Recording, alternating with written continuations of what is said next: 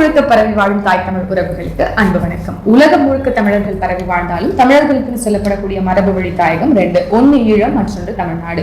ஈழம் நம்ம கிட்ட இல்ல. எஞ்சி இருக்கக்கூடிய தாய் தமிழகத்தை காக்க வேண்டியது ஒவ்வொரு தமிழர்களுடைய கடமை. ஆனால் அதிகாரம் ஒன்றே கடமையும் உரிமையும் காக்குவதற்கான ஒரே தீர்வாக இருக்கும் போதும் அரசியல் என்றால் சாக்கடை என்று விலகி நிற்கக்கூடிய எண்ணற்ற இளைஞர்கள் தான் இன்னைக்கு இருக்கிறாங்க. அரசியல் என்றால் சாக்கடை அல்ல, அதை பூக்கடையாக மாற்றுவோம் என்று பேசுவதற்காகத்தான். மூச்சை இழக்கலாம், பேச்சை இழக்கலாமா? வாங்க இன்னைக்கு என்ன பேச போறோம் அப்படிங்கறத காணொலிக்குள்ளே போய் தெரிஞ்சுக்கலாம். வணக்கம்க்கா. வணக்கம். இப்ப ரெண்டு முக்கியமான செய்தி. ஆமா, பல திருப்பு முனைகள் அரசியல்ல நடந்திருக்கு. அரசியல் களத்துல பயங்கர திருப்பு. கொஞ்சம் தேர்தல் ஃபீவர் தொடக்க நிலைன்னு சொல்லலாம். ஆனாலும் நம்மளுக்கு தேர்தல் எல்லாம் பொருட்டல்ல, மக்கள் நலனே பொருட்டுன்னு என்ன சொல்றது, வருடம் முழுக்க நம்ம மக்கள் நாம இருப்போம். அப்படி இருக்கும்போது கடந்த தனியார் மாநாடு ஒரு மிகப்பெரிய வெற்றிகர மாநாடா மாறி இருக்கு. அதற்கு ஒட்டுமொத்த சோழ மண்டல பொறுப்பாளர்களுக்கும் தமிழ் முழக்கம் ஊடகம் வாயிலாக ஒரு மிகப்பெரிய வாழ்த்துக்களை நம்ம பதிவு செஞ்சிடலாம். குறிப்பா செந்தில்நாதன் போன்றவர்கள் அங்க முழுமையாக திருவையார் பகுதியிலே நடந்தது அப்படிங்கறதுனால நிறைய உழைப்பா மெனக்கெடல போட்டிருக்கிறாருன்னு சொல்லி நினைக்கிறேன். இன்னும் சொல்ல போனா மாமா எப்படி ஒரு மாநாடுனா எப்படி இருக்கணும்னு எதிர்பார்ப்பாங்களோ சற்றும் குறையாத சலிக்காத ஒரு ஏற்பாடுகளை அவர்கள் செய்திருக்கிறார்கள். நல்ல ஏற்பாடு, முழு ஒத்துழைப்பு எல்லாமே பண்ணியிருக்கிறாங்க. அதுல ஒரு முக்கியமான விஷயம் என்னன்னா, எப்பவுமே நம்ம கட்சி மக்கள் நிரப்புவாங்க இடத்த. இந்த மாநாட்டுல நீங்க பாத்தீங்கன்னா அந்த ஊர்க்காரங்களே அந்த பிரம்மாண்டத்தையும் அவர் என்ன புதுசா சொல்ல போறாரு பார்ப்போம் அப்படிங்கிற ஆவலையும் கால் கடுக்க நின்று பார்த்தாங்க. அந்த கால் கடுக்க வெளியில நின்னது எல்லாருமே பெரும்பாலும் அந்த ஊர் மக்கள். ஆமா, நீங்க சொல்றது ரொம்ப முக்கியம், அவசியமான அந்த கோட் கூட நான் நினைக்கிறேன். ஏன்னா இப்பெல்லாம் எந்த ஊர்ல கூட்டம் போட்டாலும் அந்த சுற்றுவட்டார பகுதியில் இருக்கக்கூடிய பொறுப்பாளர்கள் தான் வராங்களே தவிர்த்து மீது எல்லாமே மக்கள் திரள். அதனால மக்களின் மீது நம்பிக்கை வைத்த எங்களுக்கு மக்கள் மீண்டும் பதிலாக அவர்களுடைய நம்பிக்கை தருகிறார்கள் அப்படிங்கிறதுல பெரும் மகிழ்ச்சி. அதே மாதிரிதான் இந்த மழையோட நம்ம பண்ணோமே சார், யார் அந்த சாரு, திருத்தவே முடியாத சார்மார்கள் எல்லாம் வச்சிருக்கோமே. ஆமா, அதுக்காக பண்ணும்போது பாத்தீங்கன்னா எதிர்பக்கத்துல இருக்கக்கூடிய அலுவலகத்துல இருந்தெல்லாம் அரசு அலுவலர்கள் தான் பெருசா பாதிக்கப்படுறாங்க. அதே மாதிரி நம்மளுடைய கட்சியினுடைய வாக்குகள் எங்க இருந்தெல்லாம் வருதுன்னா இந்த மாதிரி ஸ்பை வாக்குகள் தான் அதிகம். அந்த கட்சி இந்த கட்சின்னு இவங்களுக்குள்ள இருக்கிறவங்க பெரிய சலசலப்புக்கு தாண்டி நமக்கு வாக்கு போடுறாங்கிறது தான் உண்மை. சரி, அது ஒரு பக்கம் இருக்கட்டும். சக்சஸ்ஃபுல் தண்ணீர் மாநாடு எஸ்ஐஆர் கூட முடிஞ்சிருச்சு நம்மளுடைய பங்கு. ஆனா அது தொடர்ச்சியாக நடந்துதான் இருக்கு. பிஎல்ஏ அதுக்கு எல்லாத்துக்கும் நம்ம ஒத்துழைப்பு தரணும். அதே மாதிரி நம்ம வேலைகளை முடுக்கி விடணும்ன்றத குறிப்பா அம்மாவும் அறிக்கை விடுறாங்க. அடுத்ததாக கடலம்மா மாநாடு வருது. அதை பத்தி பேசுறதுக்கு முன்னாடி இன்னைக்கு அரசியல் நகர்வுகள்ல ரெண்டு விஷயம் பத்தி பேசணும்னு நினைக்கிறேன். நீங்க ஏற்கனவே நான் சொன்னது போல ஒரு child welfare committee plus children and women அவங்களுடைய பாதிப்புகளை தொடர்ச்சியாக குரல் எழுப்பி வந்த ஒரு நபர் அப்படிங்கறதுனால நேற்றைக்கு முன்தினம் வரை கூட நேற்றைய தினம் நேற்றைய காலையில, ஆமா, அதாவது 19ஆம் தேதியா, ஆமா, அப்ப நேற்றைக்கு கூட இந்த ஒரு கொலை, அதாவது என்னன்னா ஸ்கூல் படிக்க பள்ளி மாணவி சீருடையில பள்ளிக்கு புறப்பட்டு சென்றுட்டு இருக்கும் போது பின்னாடியே தொடர்ந்து வந்த நபரால குத்தப்பட்டு இறந்தே போயிட்டா. அதுதான் பெரிய சோகம். என்ன சொல்லப்படுதுன்னா, அந்த வாலிபன், அதாவது பொறுக்கி பையன் தான் நம்ம சொல்லணும், கொலகார பாவி இந்த பெண்ணை விரும்பி இருக்கான் போல. இந்த பெண் அதுக்கு சரின்னு சொல்லல, ஒத்துழைக்கல. அது ஒரு ஒருதலை காதல், அது மண்ணாங்கட்டி காதல், சைக்கோ காதல்னு போயிருக்கு. அப்ப இவ ஓகே சொல்லல அப்படிங்கிற ஒரு கோபத்துல பின்தொடர்ந்து போய் வலை அறுக்கிறதுக்கு எல்லாம் வச்சிருப்பாங்களாம், கத்தியா ஊசியோ அது மாதிரி ஏதோ ஒரு ஆயுதத்தால கழுத்திலேயே குத்தி காப்பாற்ற முடியாம இறந்தே போயிடுச்சு. ரொம்ப கஷ்டமா இருக்கு. பள்ளியில படிக்கிற மாணவி 12ஆம் என்ன வயசு பையன் வயசு தெரியல. ஆனா ஒரு புகைப்படம் பார்க்கும்போது சும்மா ஆளை பார்த்தா சும்மா ரோமியா மாதிரி தான் தோணுது. எந்த கொலகாரனை பத்தி நம்ம பெரிய டீட்டெயில்ஸ் கேட்கறதுக்கு இது இல்லை. மனசு முழுக்க ஒரு பள்ளி கனவோட போன குழந்தை யூனிஃபார்மோட தன்னுடைய மரணத்தை தழுவி இருக்கு அப்படிங்கும்போது கொடூரமா கொல்லப்பட்டிருக்கு அப்படிங்கறதுதான் வேதனையா இருக்குது. இரும்பு கரம் கொண்டு அடக்குவோம் அப்படிங்கிற அப்பா ஆட்சியில தான் அப்பாவின் பிள்ளைகளும் பேர பிள்ளைகளும் கொத்து கொத்தா செத்துக்கிட்டு இருக்காங்கிற ஒரு அவல நிலை தமிழகத்துக்கு இன்னும் தொடர்ந்துட்டு இருக்கு. இதுக்கு காரணம் முழுக்க முழுக்க போதை, அந்த உள்ளங்கையில் ஆபாச படங்கள், தூங்குகின்ற சைபர் கிரைம். இந்த சைபர் கிரைம் எதுக்காக உருவாக்கப்பட்டது? நம்ம ஏற்கனவே நிறைய கேள்வி எழுப்பியிருக்கோம். இதுல ரொம்ப பெருமையா சொல்லிருக்காங்க, கல்வியில் சிறந்த தமிழ்நாடுன்னு சொல்றாங்க, கொலை சிறந்த பாதுகாப்பான சிட்டின்னு தமிழ்நாட்டு சொல்றோம் அப்படிங்கிறாங்க. அதை விட குற்றங்கள் பாருங்க குறைந்திருக்குங்கிறாங்க. ஆக்சுவலா குற்றங்கள் குறையில அதிகரிச்சுட்டே இருக்கு. குறிப்பா பெண்களுக்கும் குழந்தைகளுக்கும் அகேன்ஸ்டா இருக்கக்கூடிய குற்றங்கள் அதிகரிச்சுட்டே இருக்குங்கிறது மறுக்க முடியாத உண்மை. இதற்காக இங்க இருக்கக்கூடிய அரசு பெண்களுக்கு நான் அந்த திட்டம் கொண்டு வந்தேன், சொத்துரிமையை கொண்டு வந்தேன், நான் வந்து பாருங்க நான் வந்து இந்த கேன்சருக்கு அகேன்ஸ்டா வரக்கூடிய ஸ்கீமை கொண்டு வந்தேன், பெண்கள் மருத்துவ உதவிகள் செய்யறோம், பிரசவத்துக்கு அதை பண்றோம், சத்து மாத்திரை கொடுக்குறோம், அப்படி பெருசா சொல்றீங்க. அப்புறம் 50,000 போடுறோம், 25,000 பாதுகாப்பை யார் கொடுப்பா? நாங்க பெற்றுக் கொடுங்கள் குழந்தைகளை கற்றுக் கொடுக்கிறோம் நாங்கள்னு எங்களுடைய கொள்கை முழக்கம். ஆமா இருக்கு. ஆனால் நீங்க இந்த அரசு பெண்களை எவ்வளவு தூரம் காப்பாற்றுது அப்படின்னா இந்த மாதிரி நிகழ்வுகளே ஒரு மிகப்பெரிய சாட்சி. பெண்கள் நிர்கதியாக நிற்கிறார்கள் நடுவீதியில பாதுகாப்பற்ற சொல்லி. ஏன் அவ்வளவு போய்கிட்டு திமுகவுடைய கூட்டத்துக்கு சொந்த மாவட்ட செயலாளருடைய மனைவி மக்களை கூட்டிட்டு பாதுகாப்பா போக முடியும்? பாதுகாப்பா போயிட்டு பாதுகாப்பா வர முடியுமா? முடியாதுங்கிறத கனிமொழி அம்மையாருடைய நிகழ்ச்சியிலேயே ஒருத்தவங்க வந்து காவலரை கிள்ளி லீலையில ஈடுபட்ட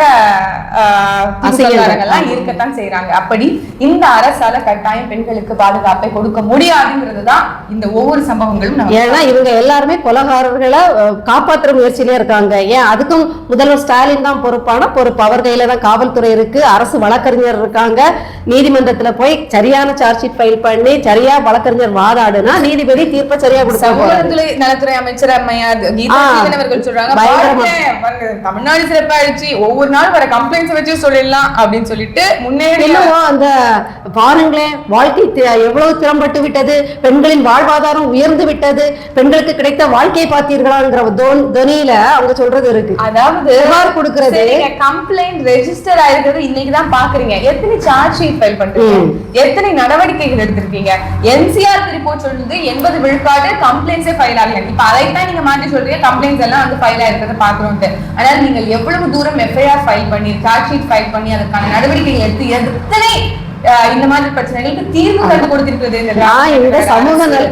நான் இந்த சமூக நலத்துறையோட இது அதாவது சமூக நலத்துறையில் பிரதிநிதி. அது எப்படின்னா சமூக நலத்துறையின் கீழ் எல்லாருமே நினைச்சுப்பாங்க. அதனால சொல்றேன், அவங்க தான் வந்து சமூக நலத்துறை தான் இந்த சைல்ட் வெல்ஃபேர் கமிட்டிஸை வந்து ரெக்ரூட் பண்ணோம்.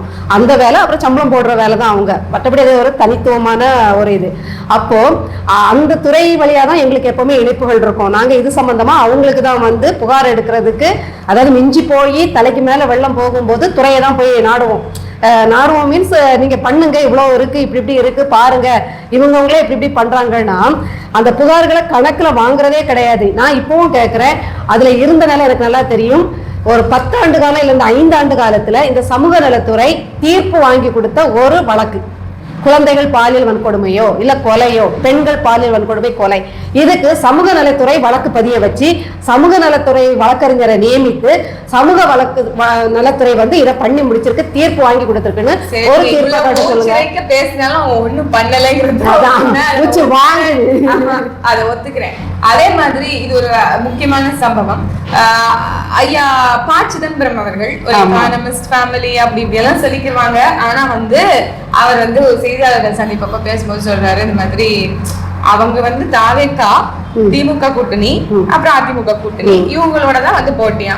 அப்ப ஒரு நிருபர் கேக்குறாரு, அப்ப நான் தமிழர் கட்சி அப்படின்னு வேணும்னா 3 அதாவது அவங்க கூட ஒரு கூட்டணியா, நான் தமிழர் கட்சி அரையா. ஆமா, அத வந்து காங்கிரஸ் 7 சொல்றதுதான் வியப்பு. அதாவது மண்ணோட மண்ணி இல்ல, அவங்க என்ன சொல்றாங்கன்னா பல கட்சிகள் சேர்ந்தாதான் ஒண்ணாவது, நான் தமிழர் கட்சி தனிச்சு நிக்குதுல அது ஒண்ணாகாது. அப்ப இவங்க என்ன காலுன்னு தெரியாது, இல்ல புள்ளி காலுன்னு நமக்கு தெரியாது. இவங்களுக்கு அங்க என்ன சதவிகிதமே இல்ல, காங்கிரஸ வச்சுதான் ஒரு வாக்கு அப்படிங்கறதே இல்ல. மண்ணோட புதஞ்சு போய் கிடக்குற ஒண்ணு வந்து நம்மளை பார்த்து சொல்றது, நமக்கு வந்து அறை கொடுக்குறாங்களாம் 3 முறை போட்டியாம். எவ்வளவு நக்கல். நீட்டு தேர்வை பாஜக மேல போடுறது, இவங்களோட அம்மா தான் வாதாடி நீட்டு தேர்வை அமல்படுத்துற ராணி. இந்த ராணி மங்கம்மாக்களும் ராஜாக்களும் சேர்ந்து வந்து நீட்டுக்காகவும் மாணவர்களுக்காகவும் ஆர்ப்பாட்டங்களை பண்ணி ஓயாம உழைக்கிற நாம் தமிழர் கட்சியை பார்த்து சொல்லுது 3 முறை போட்டியா. ஒரு காலகட்டத்துல சிபிஐ ரைடு கீழே வந்துகிட்டு இருக்கு, இவங்க வந்து சீட்டு பேரம் பேசுறாங்க. 68 சீட்டு கேட்டு நின்ன காங்கிரஸ் திமுக கூட இன்னைக்கு வெறும் 25 சீட்டு 16 சீட்ல வெற்றி பெற்றுட்டு உட்கார்ந்து இருக்கிறீங்க அப்படின்னா அப்படின்னா இதை விட தேஞ்சி மூஞ்சலாக முடியாது. ஒரு மிகப்பெரிய நாட்டினுடைய முக்கிய கட்சியாக இருக்கக்கூடிய தேசிய கட்சி இப்ப வந்து பூஜ்ய கட்சியா வந்து நிக்குது. கழுத தேஞ்சி கட்டரமா வந்து நிக்குது. இது வந்து நம்மள அதாவது இந்த இந்திய ஒன்றியத்திலேயே மிகப்பெரிய கட்சி சுதந்திர இந்தியாவில் காங்கிரசினுடைய பங்களிப்பு ஆஹா ஓஹோ குடும்பம் என்னெல்லாம் பெரிய தொன்மை வாய்ந்த கட்சி இன்னைக்கு 16 சீட்டோட நிக்குதுங்கிறது தான் உங்களுடைய. நீங்க போய் எங்களெல்லாம் அரண் செல்லலாமா? நீங்க தேஞ்சிட்டு இருக்கீங்க, நாங்க வளர்பிறை ஆயிட்டு இருக்கோம். நீங்க எங்களை எகத்தாளம் பண்ற நல்லதுதான். உங்களுடைய எகத்தாளங்கள் நையாண்டி மத்தியில தான் நாம் தமிழர் கட்சி வந்து வளர்ந்துகிட்டே போகுது. அதனால உங்களுடைய விமர்சனங்களை உங்களுடைய நையாண்டியை வரவேற்கிறோம். நீங்க என்ன தகுதி உள்ளவர்கள் அப்படிங்கறத மக்கள் பார்த்து ஒவ்வொரு நாள் மதிப்பீடு கொடுத்துக்கிட்டு தான் இருக்காங்க. அதற்கான மதிப்பீடாகத்தான் உங்களுடைய செயல்பாடும் இருக்கு, நிலைப்பாடும் இருக்கு, பிரதிபலிப்பும் இருக்குங்கிறது தான் உண்மை. சரிக்கா, அது இருக்கட்டும். அடுத்த திருப்பு முனை கடலம்ம மாநாட்டுக்கு வந்துடலாம் நினைக்கிறேன். என்ன திருப்பி இல்ல நம்ம வைகோ கட்சியில வந்து வைகோ கட்சியில வந்து வெற்றி கழகம்ங்கிறது இப்ப பாப்புலர் ஆயிடுச்சு. ஏன்னா வெற்றி கழகம் தானே. அதாவது விஜயோடைய தமிழக வெற்றி கழகத்துக்கு போட்டியாக திராவிட வெற்றி கழகம்னு உடனே விஜய் மல்லை சத்யா உருவாக்கி இருக்காரு. நான் நினைக்கிறேன் இப்ப போட்டி வந்து தமிழக வெற்றி கழகத்துக்கும் திராவிட வெற்றி கழகத்துக்கும் தான் நான் நினைக்கிறேன். ஏன்னா இவரு தமிழும் திராவிடமும் ரெண்டு கண்ணுன்னு வேற சொல்லி வச்சாரு அந்த மண்ணு. அதனால கண்டிப்பா இவங்க ரெண்டு பேருக்கும் திராவிடத்தை இவரு புடுங்குறதுனால கொஞ்சம் போக வர சந்தர்ப்பம். அதாவது இவங்களோட கட்சி இந்த மதிமுகவுடைய வரலாறே 9 கட்சி மதிமுக தான். பல கட்சிகள் மாறி மாறி ஃபர்ஸ்ட் திமுகல இருந்து பிரிஞ்சு, அதுக்கப்புறம் அதிமுகல இருந்து பிரிஞ்சு, அதுக்கப்புறம் தனியா ஆரம்பிச்சு அங்க இருந்து மாவட்ட செயலாளர்கள் படைப்படையாக போய் வெவ்வேறு கட்சிகளுக்கு இப்ப திருப்பி ஒன்னா மதிமுக, அந்த மதிமுகல இருந்து திருப்பி 4-5 பேர் சேர்ந்துக்கிட்டு வெளியில கிளம்பி. நாஞ்சில் ஐயா அவர் வந்து துப்பிக்கிட்ட தொடச்சிட்டு போற ஆளாச்சே. அதனால நீங்க எவ்வளவு துப்புறாலும் அவர் தொடச்சிட்டு போயிருங்க. அதனால இன்னொரு இனோவா காருக்காகவோ எண்ணத்துக்காகவோ வந்து இப்ப இனோவாக்கு வாய்ப்பு இல்ல, வேணா ஒரு ராயல் என்ஃபீல்டு வாங்கி கொடுப்பாங்கன்னு நினைக்கிறேன். இப்ப வந்து என்ன நடக்க போகுதுங்கிறத அதுக்கப்புறம் இதுதான் பார்க்கணும். சோ கமிங் பேக் டு நம்மளுடைய கடலம்மா மாநாடு 21 நவம்பர் நடக்குது. உங்களுக்கு எல்லாம் கேட்பாங்க, இவங்க எல்லாம் கேட்பாங்க, என்னங்க மரத்துக்கு மாநாடு போறாரு, மலைக்கு மாநாடு போடுறாங்க, தண்ணீருக்கு மாநாடு, வேற வேலையில இவர் எலக்டோரல் பாலிடிக்ஸ்க்கே போக மாட்டேங்கிறாருங்க. இவர் பாலிடிக்ஸ வந்து எப்படி பார்க்கிறாருன்னு பாருங்களேன். இப்படி எல்லாம் பண்ண எப்படிங்க மக்களை கவர முடியும்? மக்களை கவர்வதற்காக இந்த மாதிரி கூட்டங்கள்லாம் போடுறாங்களா அப்படின்னு 2 தரப்பான செய்திகள்லாம் வருது.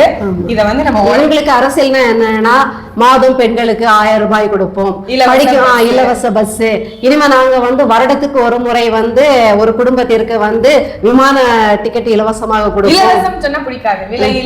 விலையில்லா கணினி, விலையில்லா மிக்ஸி, விலையில்லா கிரைண்டர், விலையில்லா பேருந்து பயணம், அதே மாதிரி விலையில்லா மக்கள் எவ்வளவு விலை கொடுத்திருக்காங்க உங்களுக்கு தெரியுமா?